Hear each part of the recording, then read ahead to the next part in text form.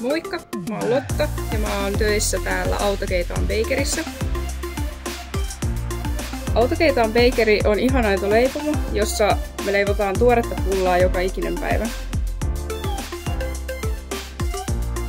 Tää työ on monipuolista, itsenäistä ja luovaa ja tätä tehdään aina aamuvuorossa 4–12.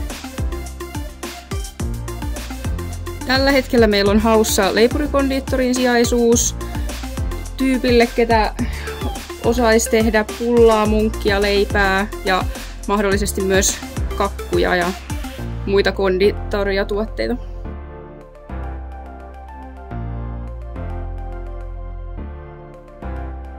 Jos yhtään innostaa, laita hakemus jo tänään ja tuu leipoon meidän kanssa palmun alle.